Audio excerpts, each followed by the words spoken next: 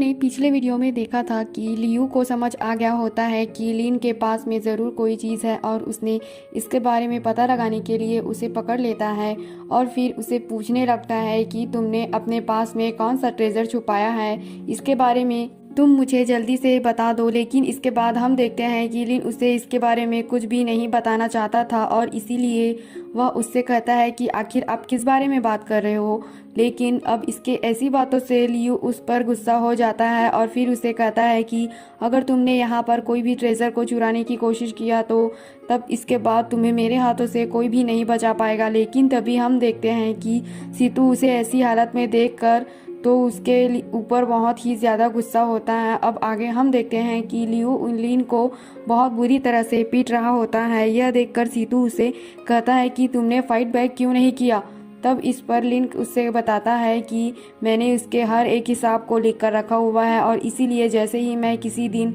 Immortal बन जाऊंगा तब उसके बाद मैं अपने सारे बातों का उससे बदला लूंगा। लेकिन अब उस पर सीतू कहता है कि मैं इसके लिए ज़्यादा वेट नहीं कर सकता और इसलिए मैं आज से ही तुम्हें इमोर्टल बनाने की प्रैक्टिस कराना चाहता हूँ। तब उसकी ऐसी बात सुनकर लिन मुस्कुरा देता है, जिस पर सीतू उससे पूछता है कि तुम किस लिए इस तरह हंस रहे हो। लेकिन उस पर लिन कहता है कि कुछ नहीं, लेकिन मुझे ऐसा लगा था कि मेरे सीनियर मुझे कुछ नहीं सिखाएंगे और वह मेरी जगह पर किसी और को चूज कर लेंगे। तब इस पर सीतू उससे कहता है कि तुम्हें क्या लगता है कि मैं तुम्हें प्रैक्टिस कराना नहीं सिखाना चाहता, लेकिन असल में तुम्हें तो खुद हेवनली पर्ल ने चूज किया है और इसलिए सबसे पहले मैं तुम्हें स्पिरिचुअल रूट को मजबूत बनाने के लिए मदद करूंगा। जिसके बाद वह उसे कहता है कि अब तो आसमान भी अब पहले से वाइट हो गया है, इसलिए अब मुझे लगता है कि तुम प्रैक्टिस कर स्टार्ट कर सकते हो। इसी के साथ वह उसे कहता है कि हैंग्यू सेक्टर का स्पिरिचुअल एनर्जी भले ही कम है लेकिन फिर भी स्टार्ट करने के लिए उससे अच्छा और कोई नहीं है। इसके बाद वह उससे कहता है कि तुम समय निकाल कर ओस की बूंदों को भी कलेक्ट करते रहना और कोशिश करो कि तुम जल्दी से जल्दी हेवनली पर्ल को अपग्रेड कर लो। जिसके बाद हम देखते हैं कि लिन उसके लिए सीतू को थैंक यू कहता है और अब इसी के साथ वह बहुत सी बूंदों को कलेक्ट भी करने लगा था, जिसकी मदद से वह धीरे धीरे हेवनली पर्ल को अपग्रेड भी करने लगता है और आखिरकार वह कुछ ही समय बाद वह उसे बहुत ही तेज़ी से अपग्रेड करने लगा था। अब इसी के साथ हम देखते हैं कि सीतू लिन को कल्टीवेशन के बारे में बताने लगा था, जहां पर वह उसे बताता है कि कंडेंसेशन कल्टीवेशन की पहली स्टेप है, फिर इसी तरह से इसके बाद फाउंडेशन को बिल्ड करना और उसके बाद जाइडान, इसी तरह से नेस्केट सोल ट्रांसफॉर्म इनटू गॉड और फिर इसके बाद इन्फेंटाइज चेंज आता है और फिर इसके बाद से हम देखते हैं कि वह सबसे पहले की को कंडेंस करने के बारे में सिखाने लगा था और लिन भी धीरे धीरे से सीखने में कामयाब होने लगता है। लेकिन तभी इसी बीच प्रैक्टिस करते समय उसे दिक्कत होने लगती है, जिस पर सीतू उसे अपने ब्रेथ के ऊपर फोकस करने के लिए कहता है और इसके बाद वह उससे बताता है कि पर्ल के बाहर घंटे का समय इसके अंदर के 10 घंटे के बराबर है, इसलिए मैं चाहता हूँ कि तुम इसके अंदर बहुत ही अच्छे से प्रैक्टिस करना, क्योंकि वैसे भी तो तुम्हारे पास इमोर्टल बॉडी है जिससे कि ज़्यादा टाइम के लिए प्रैक्टिस करना पड़ेगा। इसके बाद हम दो लड़कों को आपस में बात करते हुए देखते हैं, जहाँ पर हमें पता चलता है कि स्वांडाउ सेक्टर के साथ में इसका एक्सचेंज कॉन्फ्रेंस होने वाला है और इसके बाद हम देखते हैं कि एल्डर सून यहाँ पर आया था। फिर लियू उस सबसे कहता है कि एक्सचेंज कॉन्फ्रेंस अब शुरू होने वाला है, इसलिए एल्डर सून अब तुम में से किसी को चूज करेंगे और इस तरह से जो भी इसमें सिलेक्ट होगा वो इसमें से येलो डिसेबल के लिए प्रमोट हो जाएगा। और इसके बारे में सुनकर वे सभी लोग इसके लिए काफ़ी एक्साइटेड हो गए थे और वो एल्डर सून से कहने लगते हैं कि आप हमें चूज़ कीजिए। लेकिन हम देखते हैं कि इनमें से लिन पूरी तरह से शांत था और एल्डर सून भी इसे नोटिस कर रहा होता है। जिसके बाद वह लिन से कहता है कि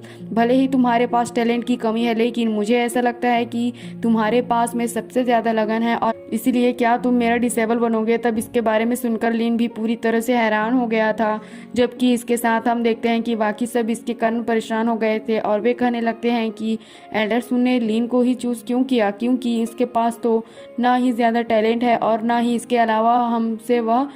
आगे रहता है। जिसके बाद हम देखते हैं कि लिन एल्डर सून का डिसेबल बनने के लिए तैयार हो गया था। जिसके बाद हम देखते हैं कि एल्डर अपने पास से एक स्टोरेज बैग देता है, क्योंकि यह चीज़ असल में डिसेबल को रिक्रूट करने का ट्रेडिशन है, जिसके बाद हम देखते हैं कि लीन ने उसके दिए हुए इलेक्ट्रिक को खा लिया था और अब इस तरह से वह एल्डर सून का डिसेबल बन गया होता है। और इसके अलावा वह सीतू के साथ में काफ़ी शानदार तरीके से प्रैक्टिस करने लगा था, जहाँ पर हम देखते हैं कि पहले से वह बहुत ज़्यादा इम्प्रूव हो गया होता है। और इसके अलावा इसने केवल इतने ही समय में ग्रेविटी आर्ट में मास्टर कर लिया था, जिस वजह से सीतू उससे कहता है कि तुम इसके बारे में मुझसे बात करना चाहते हो कि मैं तो यहाँ पर इतने समय से प्रैक्टिस कर रहा हूँ और तुम तो केवल की कंडीशन की फर्स्ट लेवल पर आए हो। लेकिन इसके बाद भी हम देखते हैं कि लीन के प्रोग्रेस से इम्प्रेस हो गया होता है और कहता है कि अभी उतना ज़्यादा बुरा नहीं है। जिसके बाद हम देखते हैं कि लीन फिर से अपने ग्रेविटी आर्ट की प्रैक्टिस करने में लगा था, लेकिन सीतू इसे बड़ी आसानी के साथ बीच में ही डिस्ट्रॉय कर देता है। वही दूसरी तरफ हम देखते हैं कि जिंग का और लियू के साथ बहस हो गया होता है, क्योंकि वह लियू के दिए हुए मिशन को कंप्लीट नहीं कर पाया होता है। इसलिए वह उसे कहता है कि मैं इतने सालों से आपकी रिस्पेक्ट कर रहा हूँ, लेकिन क्या इसके बाद भी आप मुझे यहाँ से बाहर निकलवाना चाहते हैं। तब इस पर लियू उससे कहता है कि तुम मिशन को कंप्लीट नहीं कर पाए थे और इसी वजह से इसमें मैं भी अब कुछ नहीं कर पाऊंगा। तब जिंग उस पर गुस्सा होकर कहता है कि कुछ दिन पहले जावा फुगोई ने आपको एक इमोर्टल प्लेसमेंट दिया था और अब इसलिए मैं इसके बारे में सेक्टर लीडर को बता दूंगा। लेकिन अब इसकी यह बात सुनते ही लियू इसे मारने के लिए इसके ऊपर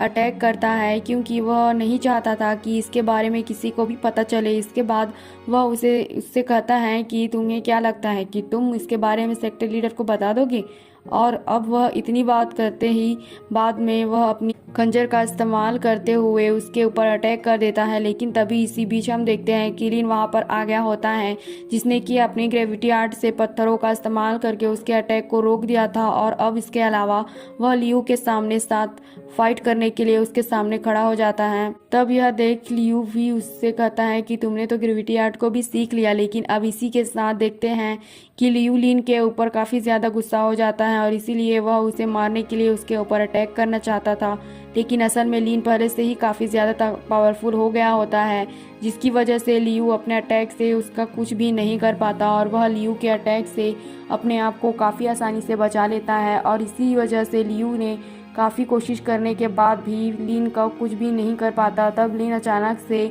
अपने ज़्यादा पावर का इस्तेमाल करके लियू को ज़ख्मी कर देता है। इसी के साथ वह लियू को कहता है कि अगर कोई भी किसी को बुली करने की कोशिश भी करेगा तो फिर मैं उसे इतनी आसानी से नहीं जाने दूंगा। और अब इस तरह से हम देखते हैं कि वह अपनी और भी ज़्यादा पावर का इस्तेमाल करने लगा था, जिसका यूज़ करके उसने लियू के अटैक को भी काफ़ी आसानी से रोक दिया होता है। तभी लियू भी अपने पावर का इस्तेमाल करके उसके ऊपर अटैक करने वाला होता है, लेकिन तभी हम देखते हैं कि जिंग ने अचानक से उसके ऊपर पीछे से अटैक कर दिया था, जिसके बाद वह उसके ऊपर लगातार अटैक करके उसको